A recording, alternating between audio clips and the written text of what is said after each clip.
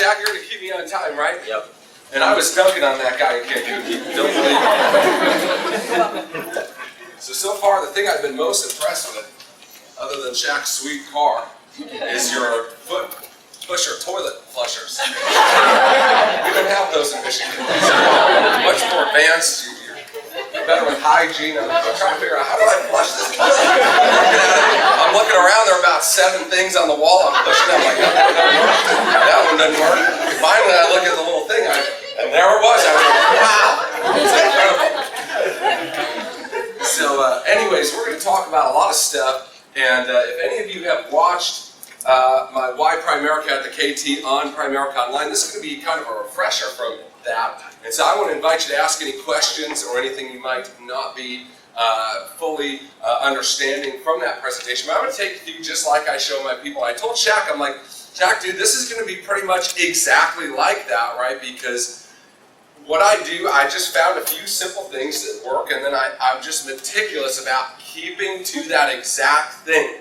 Like, I still give, my people make fun of me all the time, I still give the new audios to my newest recruits that I recorded 9 years ago, right? It's the same exact thing. We just don't change things that work. And that's most people's problem in Primerica, is they're always jumping from one thing to the next thing. Oh, this will make it better, this will make it faster. And we've made minor changes along the way. But most of the time, we don't need to improve what we're doing. We need to do a whole heck of a lot more of it than we're doing, right? And so I'm going to show you what works for us and what I teach our people. And if you can take something away from it, great. And if you're already doing a great job, right? If you're already writing 10, 12, 15,000 a month yourself, don't listen to me. You don't need this, okay? But if you're struggling, this will probably help you. But it won't help you if you're not seeing any people, right? Okay? You can't use this to close somebody you're not in front of on an appointment, right? Okay? So just a couple of prerequisites. Number one is, you've really got to have a fire and a passion and a belief about what we do and about our product. What I found traveling the country is most people in Primerica know very little about our product. They've never stopped to read it. They might know a little bit about other people's products, but they think we just sell term insurance, and that's not true at all. So I'm going to give you just a quick prerequisite of what I love about our product and why it's better. Okay, and so I have a firm belief that literally 100% of the time, if you're insurable today, and that policy doesn't say Primerica, you're getting screwed sooner or later. The only way you don't get screwed is if you die during the period of time you have that other company's policy, right? Because if you get to an end of term somewhere else, you might as well not have that thing, right? Okay, it's hideous. And what we have is unique in the industry, and very few of our agents company-wide know this, understand it, and can explain it to people and understand it well enough to be able to go to war with somebody at a kitchen table about having our product, because it's not if, it's when that screw job is coming from that other company, okay? And so you got to get that on the inside of you, because if they knew what you knew, if they felt what you felt, they would do what you're doing, right? They would buy what you're recommending if they knew it. And so our inability to communicate that with passion and clarity, and then our inability to teach other people to do the same thing, that's why we don't get the results we want to get across the kitchen table. Because listen, most people are smart enough to make the right choice. Not all, but most, right? And so if you're great at communicating why this is the right choice, you're going to get great results, right? Does everybody follow that? So you've got to be 100% sold. Listen, if you're 1% for sale, it's never going to work here. It's never going to work. See, listen, I came here, I was a pastor. The last thing I wanted to do was be a pastor by day and a swindler by night, right, okay? And so I kicked the tires and I poked the holes. And I've looked at all sorts of stuff. I've looked at term that's cheaper than ours, term that's a lot cheaper than ours. I've looked at universal life that converts down to a decreasing. I've looked at it all, and I've taken it apart piece by piece so that I could know that what I'm doing is the right and best thing for the client. I'm not taking some guest speaker's word. I know. I got my own knowledge, right? Okay, and so I'm going to help you with some, but you've got to do that studying yourself, because there's nothing I can do in a few hours with you that will import my heart into your heart. You got to get that knowledge, that belief, that conviction for yourself. Once it's there, it's very hard for people to say no to you, right? It's very hard for people to say no to you because they can tell that you believe in what you're selling. So here's just a quick overview. Is this right? Okay, good.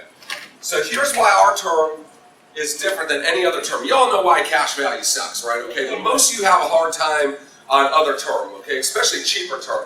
Okay, so here's dollars, here's time. It's called $1 million 20-year policy, right? Here's 10 years, 20 years, 30 years, 40 years. For all practical intents and purposes, right, that's how that policy works. It doesn't actually work that way, but in practice, that's how it works. Okay? So you have the $1 million for 20 years, and then it goes to zero. It doesn't actually go to zero. You get three choices. Choice one is you can do what's called a renewal. So you can keep the policy at a different rate, right? Usually 20 to 40 times the price. By the way, the cheaper the policy is right now, the more hideous the renewal is, right? You see those real cut rate companies, I've seen renewals as high as 53 times more expensive on the first year renewal as the initial level term cost, okay? So that's option one. Option two is you can convert it to whole life or permanent insurance, okay? That's called a conversion. Renewal is what? Same policy, new terms. Conversion is completely different policy. Okay, you understand that? All right, the problem with the whole life is that the term renewal is 20 to 40 times. The whole life conversion is 40 or 50 times the cost. So you're paying $1,000 a year for your $1 million. Now it goes to $4,000 or $5,000 a month.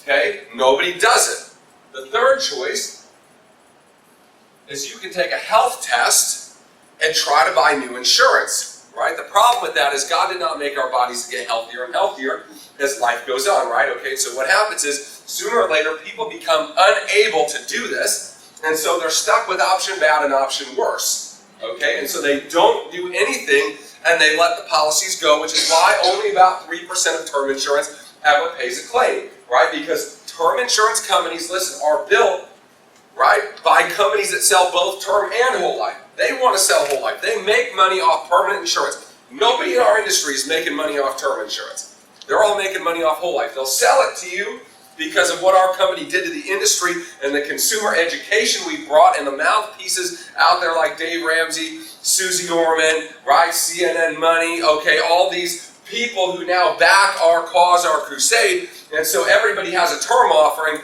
but they're going to make sure that you never have term after term one. Okay, does that make sense? Okay, so you got to understand what's going on here. And so here's what happens. They can't reprove their health, so they're stuck with option one or option two, and they just can't get it. And now they're uninsurable without any ability to purchase reasonably priced life insurance. Everybody understand that? Okay, so here is how the Primerica policy works. And the company just came out with a new end of term feature, which I think is wonderful, but I don't even bother explaining it to a client. I just explain to them the same thing I've been explaining to them for 10 years. Okay? Here's what happens at the end of the term. At the end of our term, the face value will drop pretty substantially. Now, for those of you who are technicians, okay, there's a range, a pretty big range. How many of you have ever calculated the tables on this? Raise your hand. One. That's 99 too few. Okay, you need to understand this stuff, right? Okay, so guess what?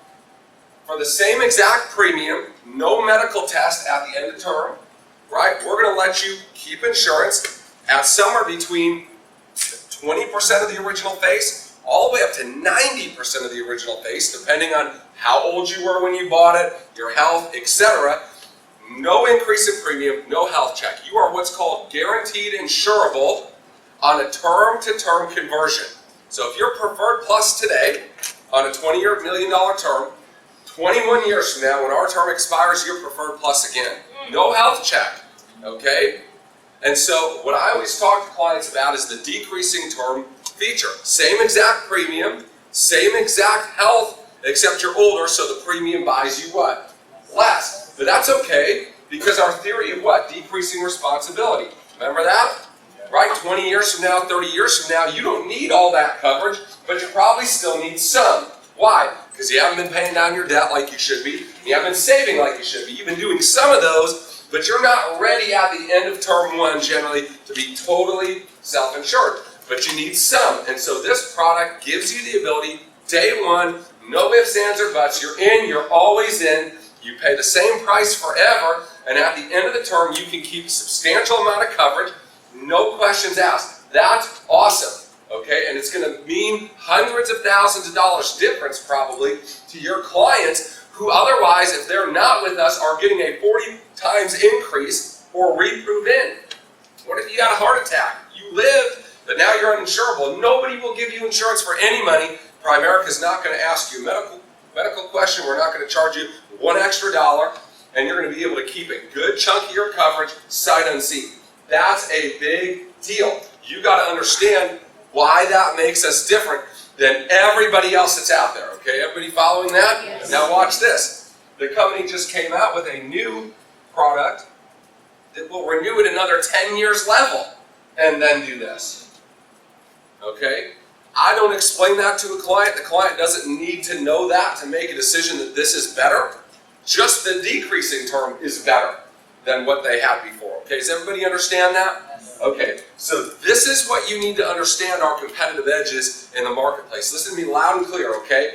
There's no product, not one, anywhere from any underwriter of any insurance that is better than this product for the American consumer, okay? There's no product more flexible, giving the consumer more choice, okay, at a better value, okay? Here's what I tell clients all the time. You'll never find a product cheaper than ours, okay? You might find one cheaper in the initial term period, but you'll never find one cheaper over the actual amount of time you're going to need insurance. Because when your term comes up, you're going to get jacked, right? And this is going to be the same forever, right? So I sell on total cost and on value. Everybody following that? Okay, very good. So, what I like to talk about is the 5 scenarios, okay, that you're going to see across the kitchen table. Okay, there's only 5 things that you're going to see when it comes to life insurance. So you better learn all 5 of them and be able to teach this to your people systematically, right? Okay? So the first is no kids, no dependent, right? No wife, no husband, no insurance. I'm not sure how you managed to call that a kitchen table. I'm not married, I don't have kids. Somehow I'm here trying to sell you insurance, but you got there. Congratulations. So you might as well get a client if you're there, right? Okay? Right? You're all with me. Okay? So this is scenario 1. Okay? Single person, no life insurance. What's your name? Alex, are you single? Okay. What's your name? Gino, are you single? Okay, high five. You're going to be my guinea pig for this. Gino, right? Okay. Gino, so I've talked to him. Hopefully I was there on a recruiting appointment, okay? Right? And so we're finishing up. I say, Gino, have you ever thought about having life insurance before? And he's going to say, no, probably not, right? Okay, so be a little like, no.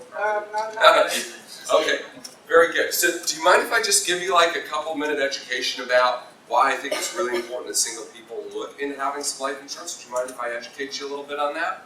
I got no reference to either, so go ahead. Okay, wonderful. So first thing I'm doing is asking for permission. Right? Okay, so that's my first yes, because small yeses add up to large yeses down the road.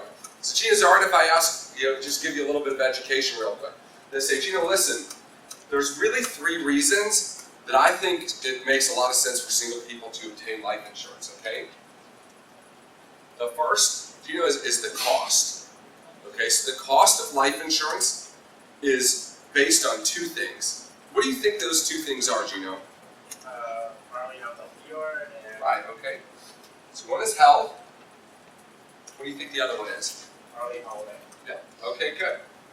Sometimes you get clients saying really whacked out stuff, right? Like, how that, right? They just don't understand how it works, right? So health and age, right? So Gino, let me ask you a couple of questions.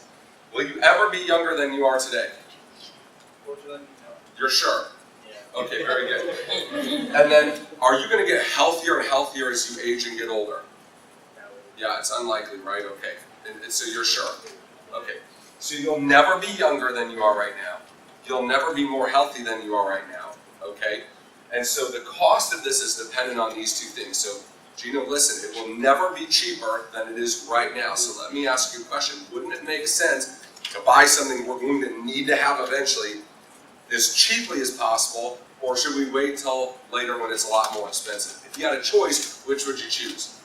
Now while it's cheap or later when it's expensive? Probably now, right? Okay, very good.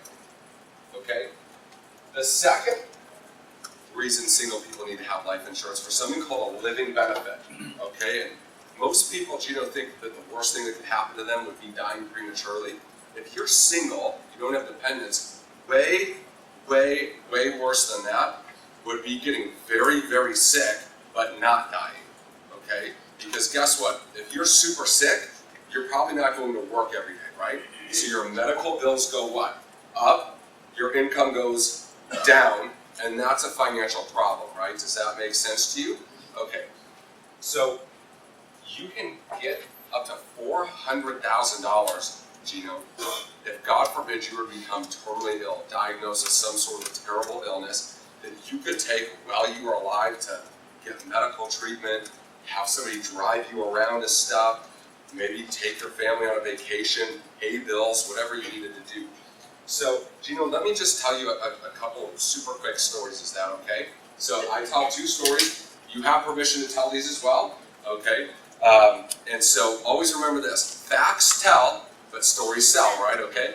So, Gino, there's a woman in our company. Her name is Cindy Kicklighter. She's out here from the East Coast. She was a vice president in our company, making good money, and in September of 2013 was diagnosed with stage 4 breast cancer.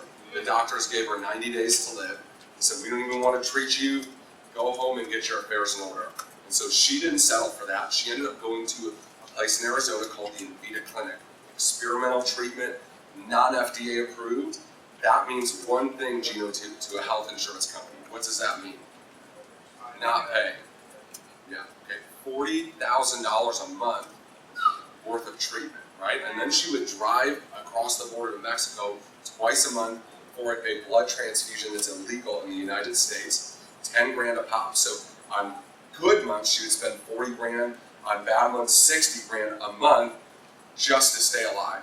Okay, that was September 2013 with 90 days to live. Okay, today it's October 2017, 4 years later, she's alive, doing great, by the grace of God, and by one fact, she had money to go and get treatments average people could not afford. Does that make sense? Okay, there's a guy named Magic Johnson. Have you ever heard of that guy before? Okay, in 1990, Magic Johnson had AIDS. Every other person in the United States who had AIDS in 1990, Gino, was dead by 1995, except one named Magic Johnson, who got 10 grand worth of blood transfusions every week for a decade until the science could catch up with this disease. It's 27 years later, he's alive, doing great, no trace of that disease in his body for one reason. That reason was what, Gino? He had money to get a treatment. Let me ask you a question. God forbid you were diagnosed with something terrible like that. Would it help you to have an account with $400,000 in it, just in case? Okay, sure it would. Do you have an account right now with $400,000 in it, just in case? Okay, do you see why you need this? Okay. The third reason is most people think life insurance is there to take care of the people I love and care about. I'm not married, I don't have any kids. But Gino, let me ask you a question, right? It's about love. Do you have anybody in your life you love and care about right now that is not doing well financially? Yeah. Sure. Who is that person?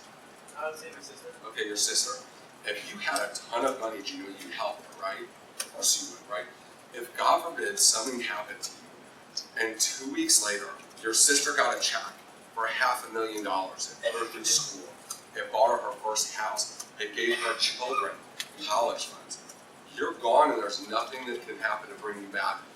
But there's a memory that will last her entire life about how much you cared and thought about her. How do you think she would feel about you when she opened that envelope and saw what was in there? She'd feel unbelievable, right? If God forbid you weren't around to be able to help the people you love, you would still want to help the people you love, right? Okay, great. Let's go ahead and get you started. Okay? Some people are afraid to sell to single people. And if you sell to single people by cutting corners, yeah, let's get you promoted, Yeah, that's a guaranteed lapse, okay? So you sell to single people by educating them, they'll never lapse that policy, right? I sold in my first year in the business predominantly to single people, and almost all of them. My QBI when I went to RVP was 92%, okay? So it was mostly because it was all my personal production, and I did a good job, but this is the exact presentation I was doing 10 years ago to single people, and they almost all still have it 10 years later. They've gotten married, a lot of them, they have kids, we've added spouses, we've upped their coverages. Very few of them canceled it, even over a decade. Why? Because I educated them and I connected to them, right? Do they need to have this? No. Is it good for them to have it? Yes. Do you need the newest iPhone? No. Right? Is it good for you to have it? Sure. Right? Okay? So people make decisions based on what they want, not necessarily what they need, right? Okay? And so I'm giving him some reasons that he probably hasn't thought about why he should do this right now.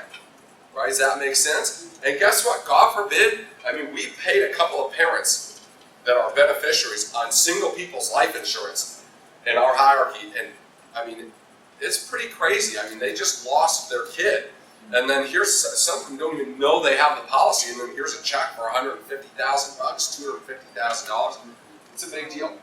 Okay, so that's scenario one, which is single people, no life insurance. Okay.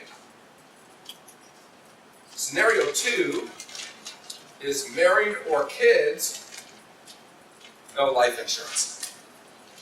Here we go. If you can't see what I'm writing, just show me to move it down, okay? So married with kids, no life insurance. Okay, so who's married here on the front row? Okay, what's your name? Shannon. Shannon, what's your husband's name? Antigo. Antigo. So can I call you? T. T. Shannon and T. Yes. Okay, so I'm with Shannon and T. And so I'm sitting there, I'm on the kitchen table, I've set the F&A, okay? And so I get into that transition. If you go on SoundCloud, you can listen to Ian Prukner Kitchen Table, right? We're there, it's a one-page presentation. We're there to set the F&A, do the Life app, plant some seeds for recruiting. That's Kitchen Table 1, right? So we've set the F&A, and so I'm gonna get into the conversation by asking Shannon and T. I would say, Shannon and T, there's two things I want you to grab for me really quickly, for me to take a look at tonight before we leave, that is going to help me plan for when we come back for your needs analysis. The first is any statements you might have for like old retirement accounts, IRAs, old 401ks. You guys have anything like that from old employers, or just what you have right now? Yes. Okay, you do. Okay, great. So I'm going to want you to grab those statements for me in a second. I'm going to take them with me and do a little bit of analysis so that when I come back for the financial needs analysis next week, I'll have already done some homework so I can show you what you have and maybe some other options. We don't have to do it then. I'll save you some time, okay? The second thing I want to look at tonight is what you have for your life insurance. So obviously you guys have some life insurance, right? And you're going to say, No. really? You don't have any life insurance? No. See my face? See the tone of my voice? Really? Any life insurance? Right there, I've established this kind of moral threshold with them. They know if they're married with kids that they need to do this. It's like an instinctive human nature to take care and provide for your family. Yes or yes? Okay, so I'm going to set that emotional tone. They really don't have any life insurance. Well, listen, if it's all right, do you mind if I just kind of share with you for a couple of minutes about, when I see people with no life insurance? There's a couple reasons why. Do you mind if I give you a little education there? Okay, so what did I do? I asked for permission. Okay, so Shannon T, listen, when I meet people with no life insurance, it's generally for one of three reasons, okay? The first reason is they kind of know they need to do it, they just haven't gotten around to it. See how I'm shaking my head? Yes, right? Right? They kind of know they need to do it, they just haven't gotten around to it. Normally, they're going to be like, the sale's done right there. It's done right there. We've just agreed, okay? So sometimes I meet people, they know they kind of need to do it, they just haven't gotten around to it. Okay, the second reason is, sometimes I meet people and they just don't know a lot about it, they're concerned about the cost, they're just not sure if it's something that they can make happen, okay? And the third reason, and Shannon T, listen, I'm sure this is not you, okay? But believe it or not, sometimes I do meet people that just don't care about what happens to their family, okay? So I know that that's not you. So which of the first two reasons would you say is the primary reason you don't have this right now? First one. Okay, so you kind of know you need to do it, and you just haven't gotten around to it? Okay, I'm going to have you take care of that tonight. We're going to get this done. Okay, I'm 100% assumptive. If they're like cost, then I will start asking more questions, okay? So in my training online, they have it broken down into the scenarios, okay? But let me show you where I go next, okay? So where I go next is basically a form of a tie down, okay? So they've told me one or two. So let's just say it's two, because one's easy. It's the exact same thing whether they say one or two, okay? So he said two. I'm concerned about the cost. I said, okay, no problem. So we can look at some numbers, but let me ask you a question, T. If money weren't an issue, you had an unlimited amount of money to pay premiums, how much do you feel like your family could comfortably invest on a monthly basis towards making sure that that's correct? I'm sorry, let me back up 1 second. That's tied down too. Okay, so you said the money was an issue, okay? So let me ask you a question. If money were no issue, you had unlimited amounts of money to pay for the premiums, how much coverage would you want your family to have if money weren't an issue? Much as possible. What's a number? Really. $1 million. Okay, so I'm going to write the number down that he gives me, okay? It's important that you do this first and not second, okay? So he's going to say $1 million. Now what if he says 50 grand? Well, now I got to go in and educate T a little bit about why 50 grand is not enough, okay? But almost always, he's going to answer within the realm of what he should have. I'm not going to nitpick. I'm not going to be like, let's get out the dime. I'm just going to go with what he said. Because when he says it, he's 100% right. When I say it, he doubts every word. So we're just going to be in agreement on whatever he says, unless what he says is way off in left field. Then I'm going to do a little education with him. So he says $1 million. Now how much do you think you want Shannon to have? Same. Okay, same. So $1 million on her, $1 million on you. So if money wasn't an issue, that's what you want. Okay, so now guys, listen, money's obviously always a concern when it comes to this. How much do you feel like your family could comfortably invest on a monthly basis to make sure that this is done correctly? Now, before you answer, most of our clients are going to say somewhere between maybe $100 and $200 a month. Some people say more than that. Some people say sometimes as little as maybe $80 or $90 a month. Where you guys feel like you could be on a monthly basis pretty consistent? So you think 100 to 200 would be fine. And I write that down. Now, why did I give them 100 to 200? Well, because I'm kind of eyeing them. They look pretty healthy. They look young. It's probably what it's going to cost. Now, if they said, if they were 65 and they're like, I want $1 million, it's going to be probably more than that, right? So you need to give them a good ballpark, right? Does that make sense? If he's like 300,000 on each of them, I might say, hey, normally our clients will say something like 50 to 100 a month. Some people say, even more than that. Some people say as little as 40 or 50. I'm going to move that window of expectation based on what I think it's probably going to cost. Does that make sense? Okay. So what have I done now? I've gotten an amount, and I've gotten a monthly amount that you're good for. Say, all right, guys, let's go look at some numbers. And then I'm going to show them the number they're asking for the term length that I can get them that is for that amount of money. Right? Does that make sense? I'm always going to show them 3 options, right? 3 terms. One a little outside of what they told me, one at the top end of what they told me, one in the middle of what they told me. They're almost always going to pick the middle of the 3 options, which is going to be the top of the price range that they talked about. And so I've helped them get what they said they wanted for the price that they were willing to pay. So what's the next step? Let's move forward. Well, I need to think about it.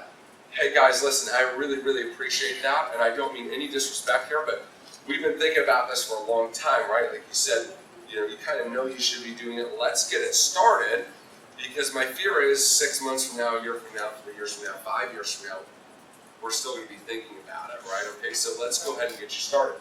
So that's what I'm going to do, and then I'm going to go into the A diagram, which you saw on that presentation on POL, which I'll show you at the end. Okay, so that's scenario 2, right? Married, no life insurance. Let's talk about scenario 3, right, which is group insurance.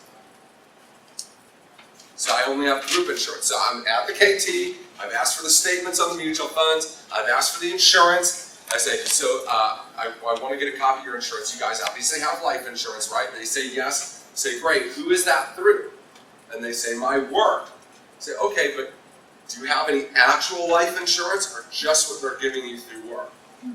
So again, I'm setting kind of an emotional, unevenness here.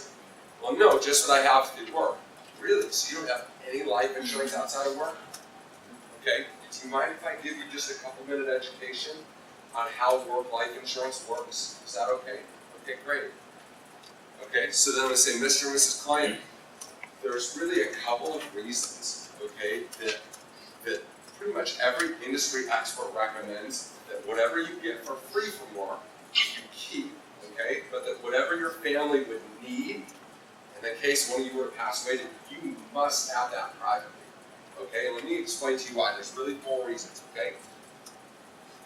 The first is the trend, okay? So like every time you turn on the news, do you see pictures of big corporations and employees are jumping for joy outside?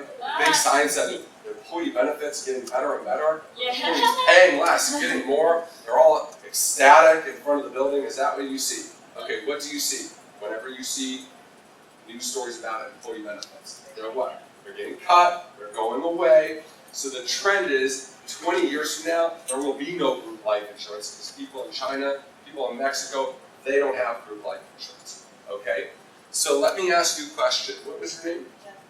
Jessica? Oh, that's a great name. So Jessica, let me ask you this. Does it make sense, Jessica, that we would bet something as important as our family's financial well-being against a clear and obvious trend? Probably not, right? Okay, great. The second reason is this.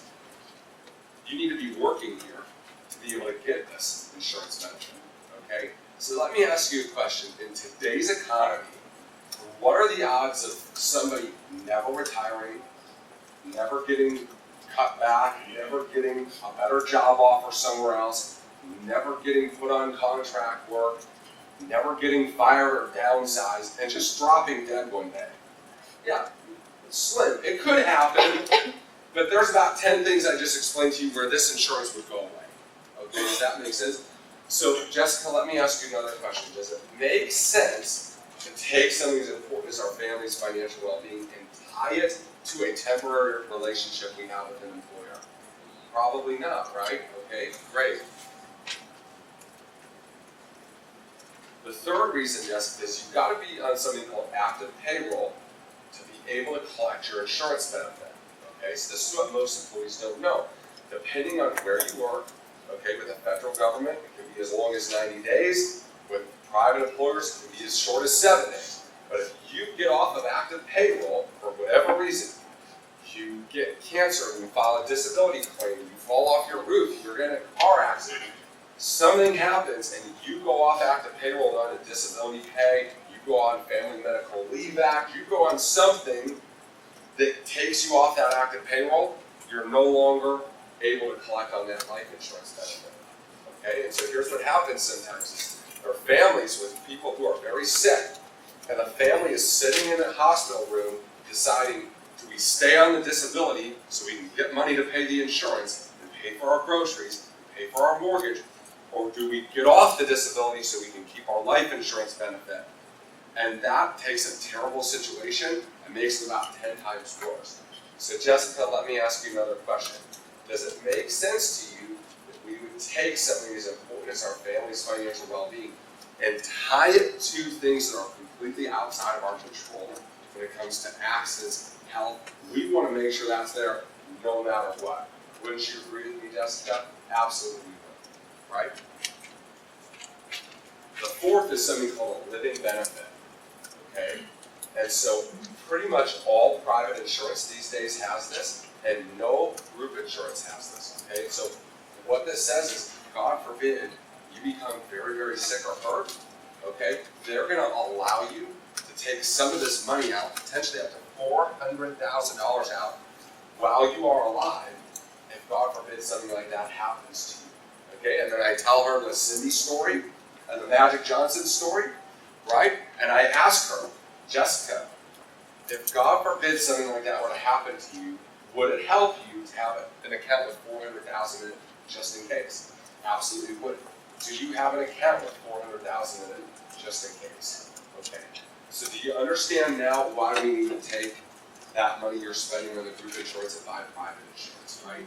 Okay. So you're spending $1 on that group insurance. Unfortunately, you're spending $1 too much because it's really worth about zero. Okay, does that make sense? Okay, great. So Jessica, let me ask you a couple questions. If money weren't an issue, where am I back to? The tie downs, right? If money weren't an issue, how much coverage would you want your family to be able to have? And she gives me a number, right? And I say, now Jessica, listen, money's obviously always a concern when it comes to these things. How much do you feel like you could comfortably invest on a monthly basis to make sure that this was taken care of properly for your family? Before you answer, most of our clients generally say somewhere between here, some say as much as this, some say as little as that. Where do you feel like it could be? Great, I'm going to show her some numbers, take her through the A diagram, take the app. How does somebody say after all that, no, I'm good with my group insurance? 1 out of 10 does, by the way, right? But either they just weren't listening to you, or they're in the, I don't care what you're going to say to me, I'm not doing anything. Either way, you know, what did Jesus say? Pick up your dust off your sandals and move to the next town, right? Okay. So, I had a kind of a devil's advocate question. please. Most of the time, No questions. Oh, I said it was okay for questions. Okay, you For don't some want. people, text me, I'll ask the question. Okay, fine. Sorry about that. No, you're good. It's just, Well, you're back there. it's Cindy, for, would you want to throw me that diet soda back there, buddy? Yeah, right here. Okay. it's for the recording. Or come and ask me afterwards. That's fine. Thank you. So scenario 4 is they have some sort of permanent life insurance. Okay? So you can get around scenario 4 completely if you can get them to give you the policy. Because then you just kill the policy, right? You all understand how that works, right? But what if they're like, well, I don't know where it is, in my safety deposit box, whatever, right? Okay? I don't think I can find it right now. Okay? I'm going to try to shock them so that they'll find it. Okay? Because they know where it is. Right. They're just, that's easier than getting off their butt and going to get it, right? Okay? So they say, well, I don't know where it is. I say, okay, that's fine. Do you mind if I just give you guys a quick education on how these work? Okay, very good. By the way, I'm writing this all upside down.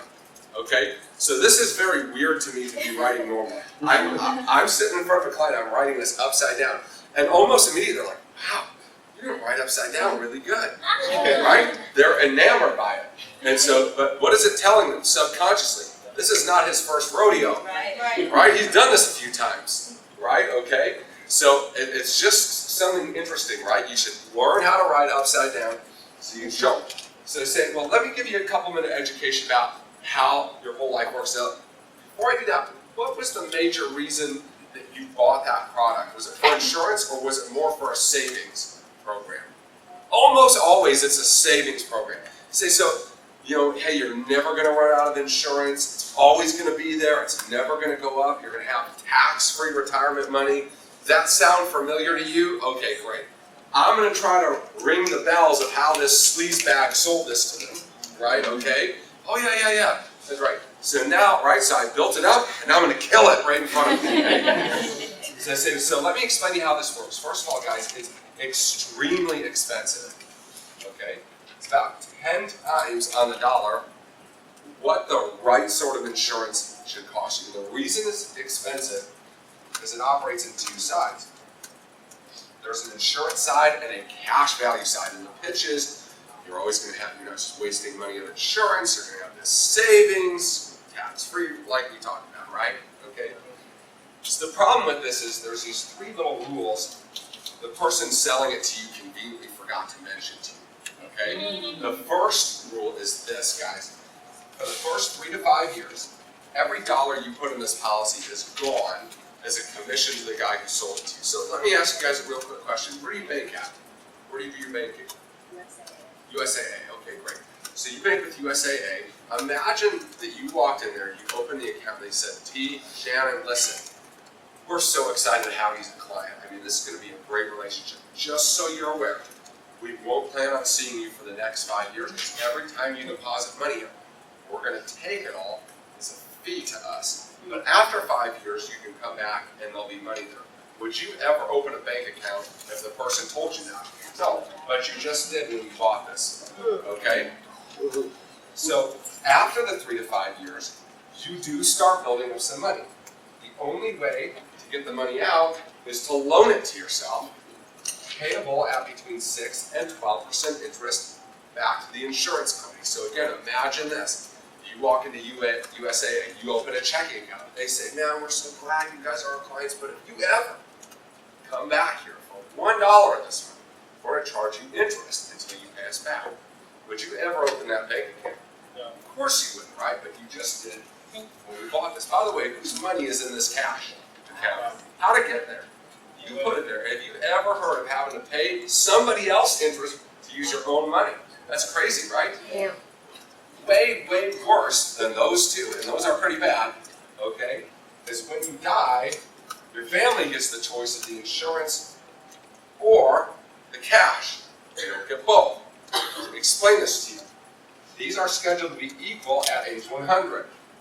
So here's your, how much coverage do you think you guys have? Anybody said you couldn't find a policy with what do you think? 250,000. You know what you guys pay for it often? 200 a month? Okay. It's 250K, you pay 200 a month, right? Okay, so watch this. So at age 100, they're going to be equal. So you got 250K insurance. Let's say you died at age 80. Okay, and you have about 200,000 in cash. Okay, so your family will get the choice, the 250 or the 200. So what do they pay? They pay 250, right? And at first glance, guys, the average client says, "What's wrong with that? I paid for a $250,000 policy. I got 250,000. I want you to follow the numbers here for a second. The insurance company pays out 250K. But insurance company pays out 250K. But then they get to keep your 200K. So how much did the insurance company actually have to pay out? 50K. So you're paying $200 a month for what? For that, right? Does that make sense? Okay, so you're paying for two things, insurance and investment, but you only ever get one thing. So would it be all right if I showed you a better way to do this? Yes. Okay. They're like, well, I don't think mine works that way. Are you sure you don't know where it is? Would you go grab it for me real quick? Oh, yeah, I might know where it is, right? Okay, yeah, so I just want to stun them a little bit, right? And then sometimes they're going to ask things like, well, why did he sell it to me then? And I'm like, oh, this could get hairy. I'm like, well, how well do you know this guy? Right, okay, no, not so well. Well, because he's a crook, I'm sorry, right? He's taking advantage of your ignorance on this, but I'm going to educate you just like I'm doing now, okay? Right, and it's like, oh, it's my best friend. And I'm like, well, listen, normally we see people have sold this to friends, family for one of two reasons. One is he sold you the best thing he had, it just wasn't the best thing for you, okay? The second reason, I hope that this isn't what happened for that relationship's sake, okay? But the second reason is he willfully sold you a bad product because you didn't know any better, and you just caught him. So hopefully that's not the case. I'm sure it wasn't. I'm sure he was doing the best he could for you. He just doesn't have access to things that are. Of course this guy knew what he was doing. He was laughing all the way to the bank. But I'm not going to get in an argument with him about his brother. Right. So I'm going to give the brother every benefit of the doubt, right, when it comes to how I'm going to talk about him there, right? Does that make sense? But I am going to educate him, okay? And so I'm going to show them then the theory of, decreasing responsibility, buy term, invest the difference, right? You're always going to get both, okay? That makes sense? And then we're going to take an application. Fifth is other term, okay? So this is where I'm going to, again, try to get the policy. If I can get the policy, it's much, much easier. If I can't get the policy, then I'm going to draw them a picture, kind of like I showed you at the beginning. So I'm going to show you two scenarios, okay? And this is kind of where you've got to be pretty sound at your fundamentals and at your understanding of business so that you can do this. So let's say you think you've got a 30-year term, you're 8 years in, $500K, you're paying $40 a month. Okay, you can't find the policy, all right, but that's what you've told me you have. So I'm going to draw you the picture. So I'm going to say, guys, Shannon T, listen. Let me draw you a picture real quick of what's happening here. So here's money. So here's your 500 grand, right? And here's time. So here's 10 years, 20 years, 30 years, 40 years. Okay? And so you got a 30-year policy, but you're 8 years in. So that means you have 22 years left, right? Does that make sense? So here's your 500 grand. It's going to go for 22 years. In 22 years, it's done. It's over. Okay? Does that make sense? Technically, it's not over. You will have a couple of choices. Choice one is you can renew it at 20 to 40 times what you're paying now. So you said you're paying $40 a month, right? So how does $700, $800, $900 a month sound to you? Probably not good, right? So if and when it goes to $900 a month, will you keep this policy? Of course not, right? Okay. So that's not going to be an option for you. Second option is you can convert it to a policy called a whole life at about 50 times what you're paying right now. Okay, so instead of $40 a month, now you're talking, maybe $1,200, $1,300, $1,400 a month for that policy. So will you do that? Okay. So the third option they're going to give you is you're going to be able to take a health test 22 years from now and maybe get some more coverage if you need coverage. Okay, the problem with that is God doesn't make our bodies get healthier and healthier as life goes on. So let me ask you a really important question right now, guys. Are you 100% certain, beyond any shadow of a doubt, that in 22 years you're not going to need $1 of this life insurance that you have now? Totally certain. Okay, not sure. You may want some, right? Okay. Well, so what you have now is not going to work for you, right? Because 22 years from now, this thing's done, right? Does that make sense? Okay.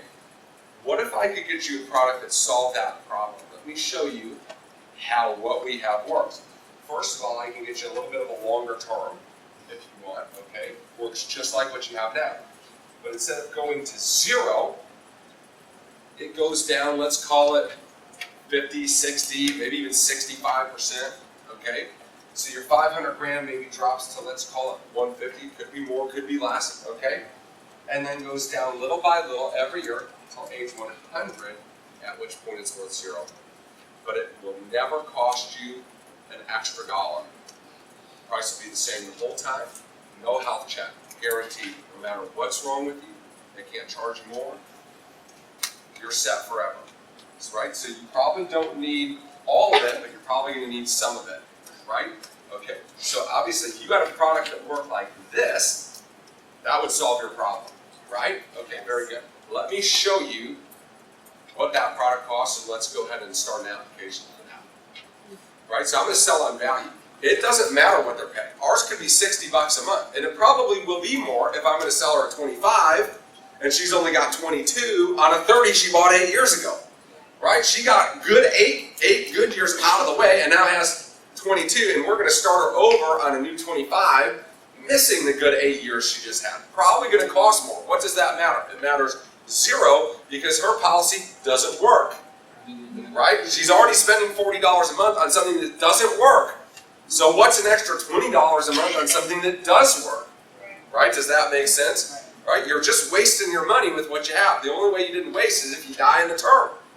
Right? Okay, does that make sense? So, right, price is only an issue in what? The absence of value, right? Okay, and so what I'm showing them is yours doesn't work. What was that $1 million question? Are you 100% sure, beyond any shadow of a doubt, that in this amount of time you're not going to need $1 of this life insurance? If the answer is no, I'm not sure, it doesn't matter what they're paying now, because their product doesn't give them this feature. They have no opportunity to do that on their current product, right? Okay, and so they need to have our product pretty much regardless of what it costs and what the cost differential is. Okay, does that make sense? All right. Same client. I I say, are you 100% certain today, beyond any shadow of a doubt, that you're not going to need $1 of this life insurance? And they say what? Yes, I am. I'm not going to have any debt. I've got a bunch of savings. Okay, here's a couple of ideas that we'll get into that I'm gonna have you write down so we get back to them. Okay, one is Social Security, 2 is pensions, 3 is estate taxes. So here's some places you can go with this, but you'll never have to go there because this is how you're going to solve this problem. Okay, so forget this whole line's over here right now. Okay, that was the other client. Okay, so now this client says, yeah, in 22 years I'm not going to need any insurance. I'm 100% positive. Say, great. So what you're telling me, guys, right? So here's what they have. What you're telling me, guys, let me make sure I'm understanding this. 22 years from now, when that comes due, I don't care, I'm not going to need it, right? Okay, great. So let me ask you a question. If in year 22, day 1, you need 0 insurance, did you need $500,000 of insurance in year 21, day 365? Right? You didn't go from needing $500,000 and the next day you need 0, right? Unless you won the lottery that day. If you actually need 0 in year 22, then in year 21, you need something maybe more than 0, but you don't need all of it, right? Because your need for insurance didn't just go like that. It went what? It went kind of like that, right? Does that make sense to you? Yes. Okay. So watch this. The way I look at what you have, here's what you have, here's what you need, and this is all coverage you're paying for but you don't want or need, right? Okay? So let me ask you a question. Do you enjoy paying for things you don't want or need? You're sure? Okay, great. So what if I could get you a product that more accurately reflected your need for insurance and saved you money? You'd make a switch, wouldn't you? Okay, great. That's what I'm going to show you right now. So I'm going to redraw this, right? Here's 10 years, 20 years, 30 years, 40 years. Here's your $500,000, right? Here's year 22, right? Here's the little chart I just drew for their need for insurance. Here's all the extra insurance you're paying for, okay? So our product's called what? Custom Advantage. Why do you think it's called that? Because you can customize it and it gives you an advantage. They didn't just like, hey, let's come up with like a name, sounds awesome. There's a reason, right? Okay? So here's what I'd recommend they do, right? Is they could say 500,000 total coverage, let's do 250 on a 10, 125 on a 15, 125 on a 20 year. So for the first 10 years, how much do they have? They have 500,000 for 10 years, right? What happens in year 10? This part will start dropping, but not by a ton because only 10 years has gone by. So you get this little chink down, and then guess what happens? Little by little, every year, it's decreasing. In year 15, what happens? This goes to decreasing term. Another down, and then guess what happens? Right?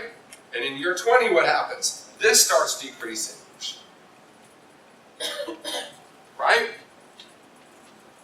So Shannon T, listen, what we're going to be able to do for you is all this coverage out here, you're saying, I don't need this. Right? I know in 22 years I'm not going to need it, so I don't need all of it the year before. Right? Is I'm going to get you a coverage that works dynamically with what you think is going to happen in your life. And guess what? You're paying $40 a month. This is $31 a month.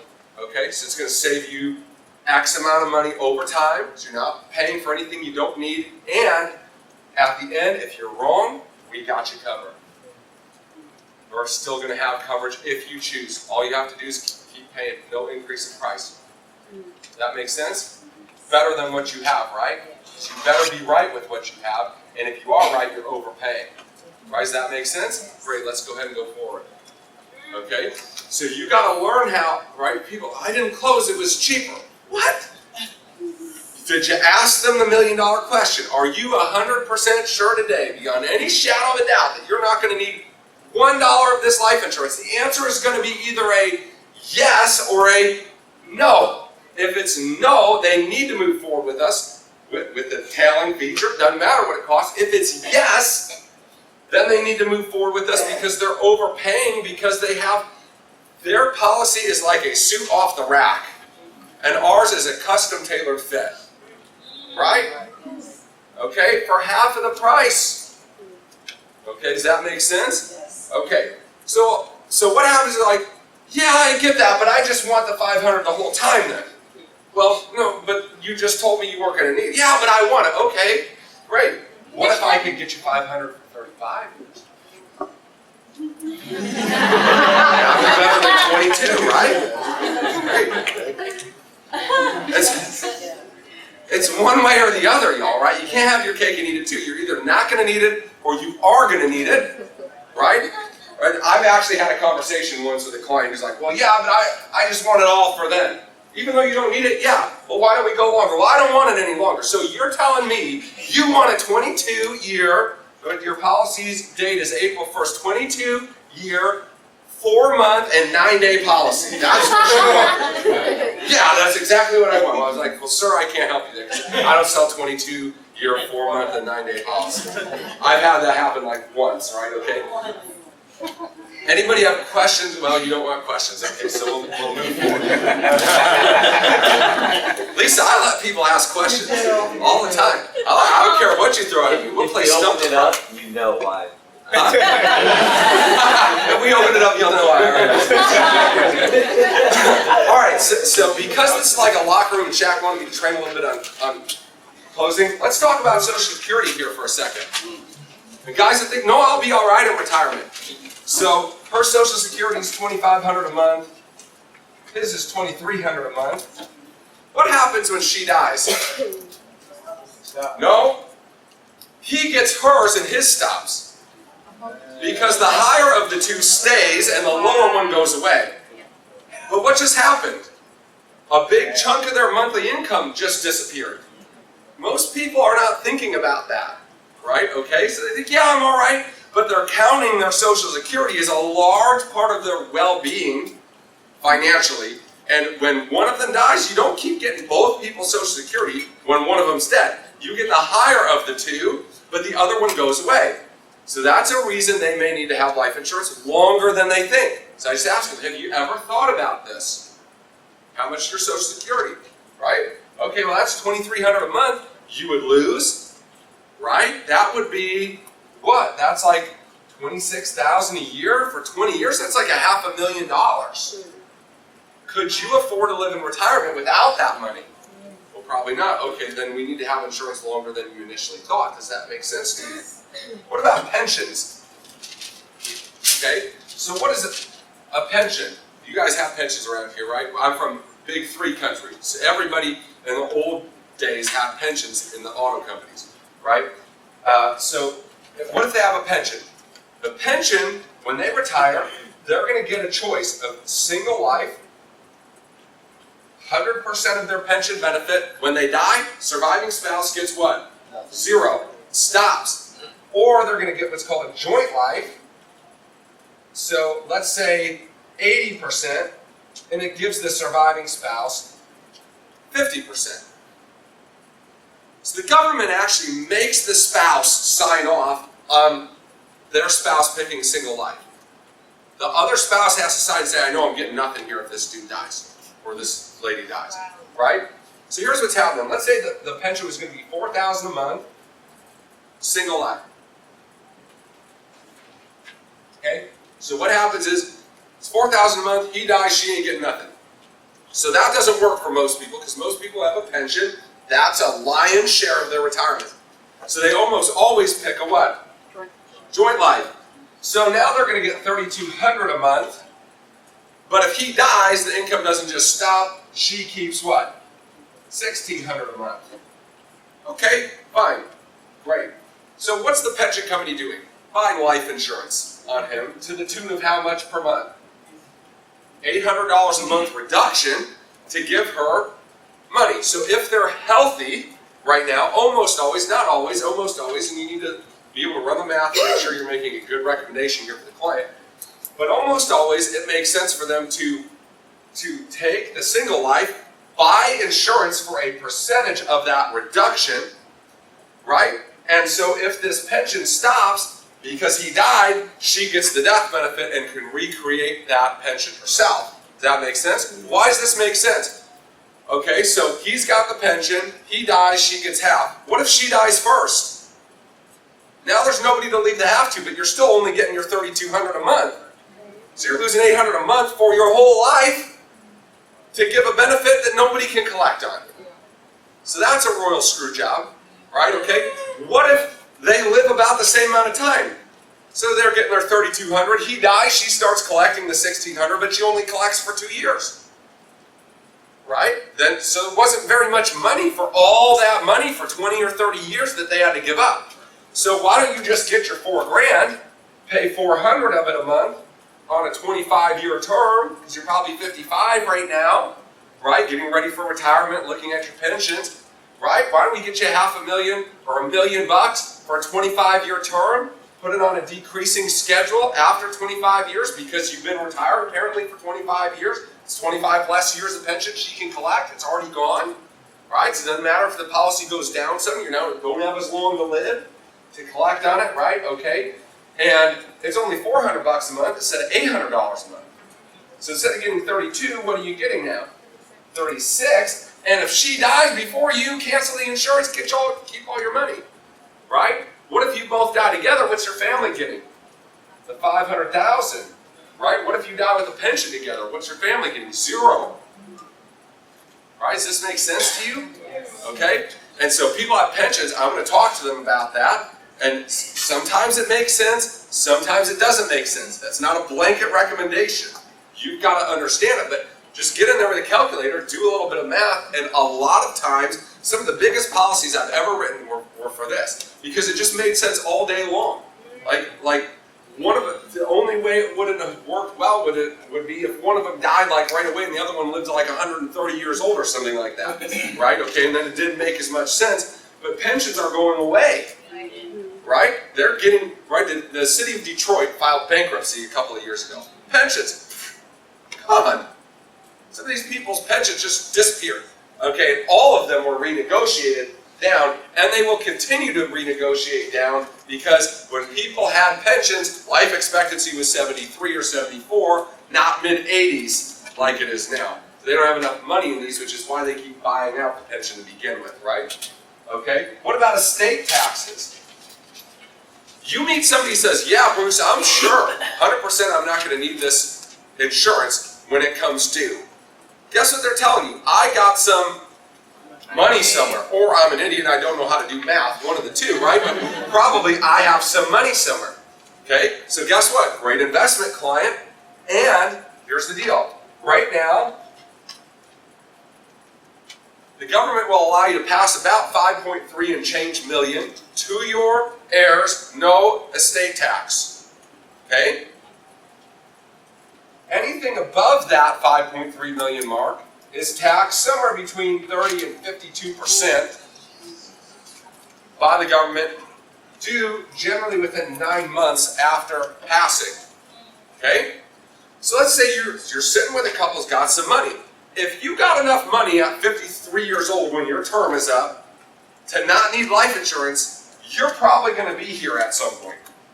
Right? Because you're only 50 and you got $2 million or something, right? Okay, well, rule 72, 7 years from now that's $4 million, 14 years from now that's $8 million, ding, ding, ding, you just got into an estate taxable event, right? Okay, by the way, several years ago when Obama was in office and it was just completely democratic, the Senate and the House, right? CPAs were losing their minds about estate tax.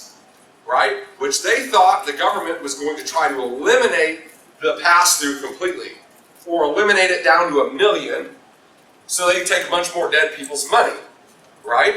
And everybody was stunned that that didn't actually happen. They left it alone, right? But guess what? Over time, does government take more or less taxes? More. Are you sure? Yes. Okay, great. So this is probably not going to go up and then let you take more money from dead people and give it to other people's family, right? Okay? They're going to, because dead people are hard to argue with, right? They don't vote anymore. most of the time, right? Okay, right? They're just not real vocal, right? Okay, so they're an easy class of citizen to take advantage of, right? Okay, but so watch this. So now you got to get out your financial calculator. Okay, well, so Mr. and Mrs. Client, how much do you feel like you have right now? And I'm going to tell them this. Do you feel like you'll ever get to a point where you'll have that much money in net worth?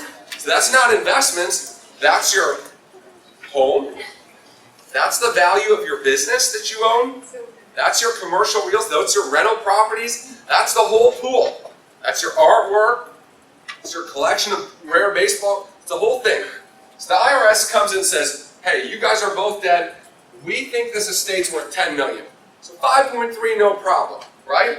That leaves you 4.7 million. Let's call it at 40% estate tax, right? So that's what? 1.6 million. Well, T, listen, your net worth is in your business right now, or you got all these rental properties. Well, guess what your family's going to have to do to pay the taxes, bro? You're going to have to start what? Selling. Well, what if it's not a seller's market, T? What if you take your entire life's effort and it gets liquidated in a fire sale to pay the IRS? That would be a shame, wouldn't it? To pay taxes. Why wouldn't you let me help you use somebody else's money to pay your taxes? Your family keeps all your stuff. That's going to help you set up. Right? Does that make sense? Yes. Okay? So a real sophisticated critic is going to say, yeah, but how could you use term insurance for estate planning? Because it's going to go away eventually. And the answer is very easy.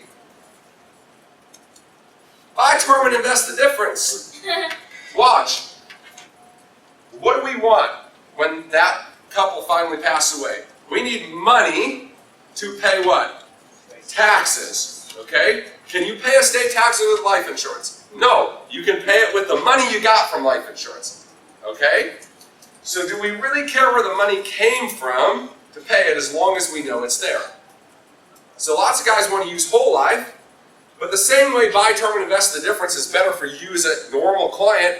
There's always going to be more money sitting in the estate by buying an equivalent amount of term insurance, taking the difference in premium and investing it. Does that make sense? So even if the insurance is on a tail down, or they lived past 100 and it went to 0, there was enough savings in the premium by not having a whole life $1.6 million bought at age 53 that you got way more money than you even had in the insurance at 103 when you died in that scenario. Does that make sense? So that's how you can recommend term insurance and invest the difference over permanent insurance, even in an estate tax scenario. Does that make sense? Okay. So almost never, unless you are uninsurable today, or over 70 in 6 months, right, is there a reason for you to not be with us? Because we're going to give you products that you can use as your life changes, right? We don't know what life's going to hold, right? But guess what? Change is almost a certainty, right? Okay? And so why wouldn't you want a product you could take with you the rest of your life and use as you see fit, when you see fit, if it was about the same price as what you're paying now? Right? Wouldn't that make sense to take that and have control? Versus have no control? Right? Of course it would. Let's go ahead and get started. Everybody understand that? Okay. Let me show you the A diagram. This is our close. So, you figure out the scenario, you do the little mini presentation, right? You do the tie downs on scenarios 1, 2, and 3, right? So no life insurance, single, no dependents, no life insurance, married with dependents, and group insurance. You don't need to do the tie downs, right? If money wasn't an issue, how much would you want? If they already have their own private coverage. Why? Because now you're competing with what's already there, right? So you're not starting from scratch. So you do the tie down, we look at the numbers, and then here's the close, okay? And say, Shannon T, listen, here's what we're going to do today. We're going to file an application. With that application, a 1 month's premium of $118, like we discussed, is going to go into an escrow. Do you guys know what escrow is? No? Okay, so you own a house, right? Okay, great. So your taxes, your property taxes, your insurance, that's part of your mortgage payment, right? Okay? And what happens is it gets put into escrow, an account, so when the bill comes due, there's money there to pay it for you. Same thing. It's your money If it's going to come out of your account, it's going to go into a different account, okay? From today forward, we're going to begin covering you for free for the next 30 to 60 days for up to, but not in excess of $500,000, okay? So we're going to start covering you today. You're going to do a couple of things for us. You may be required to do a telephone interview, where they're going to call you and ask you the exact same questions that I asked you, okay? So I need you to tell the truth, or you need to write down what you tell me, okay? Because you tell them the same thing, right? They may laugh, but if I feel like they're not telling the truth, I'm going to push that out a little bit, right? Because you don't need a bunch of declines on your QBI because people be lying to you because you look like a sucker, right? Okay, but it's just a funny joke. Okay. Second thing you're going to do is a paramed exam, blood, urine, vitals. You may have to do an EKG. Okay, they're going to come to you. It's free. They come to you. You could go to them. It takes about 15 minutes. Okay. About 20 days after that happens, we're going to get a policy back, physical policy. Okay. Now, in Michigan, we have a 20-day free look. What do you guys have? Yeah. 20 days. 20? Okay. Okay, so we're going to get a physical policy back. That's going to start what's called a 20-day right to review. Okay? In those 20 days, you have 3 choices as a client. The first choice is you can say no thanks. Okay, so why would you do that? There is some chance that the company says no thanks. They didn't like something in the health, say, hey, we're just not going to cover you. There's also a chance that it comes back and is very, very different from what I've shown you. Really different. It comes back, it's like $400 a month. And so you reserve the right to say, hey, you know what, this doesn't make sense for me anymore. If they say no, or you say no, the money in escrow is going to refund to you in full. So it doesn't hurt you to start this process today. Does that make sense to you? Right. Second option is we can raise it or lower it. Okay? So when this comes back, we know final pricing. We say, hey, this is great, or you know what? I thought about it. I want a little more. Maybe I want it on a shorter term. Keep the cost down. We can make whatever changes you want at that point. Okay? The third option is probably going to come back exactly how I show you, and we're going to keep it. Okay? And so at that point, you're going to sign the policy into effect. The money from escrow is going to come out. You pay 1 month forward. So it's October now, right? It's October and November. You're covered for free. December would be paid for by what? By the escrow, right? So sometime in January, you start making your premium payments. That could be 30 days one way or the other. If it comes back faster, great. If it takes a little longer, it might. Does that make sense to you? Okay, so what I'm going to need to see from you guys is your driver's license. I'm going to start asking you a few questions. Would you grab that for me real quickly? And that's it. So that's the A diagram. What if it's a term now? Then you got to get rid of this whole part about 30, 60 days. What we're going to do is we're going to apply. We're going to put some money as a deposit with an escrow. And potentially, within the next few minutes, we'll get an approval. If we get an approval, that money will come out of escrow and pay your months forward. If we don't get an approval, it may take an extra couple of weeks before that happens. There is a chance we don't get approved at all, and that would be refunded to you. So it doesn't hurt you to start this process. Does that make sense to you guys? Great. Let's go ahead and get started. All right, very good.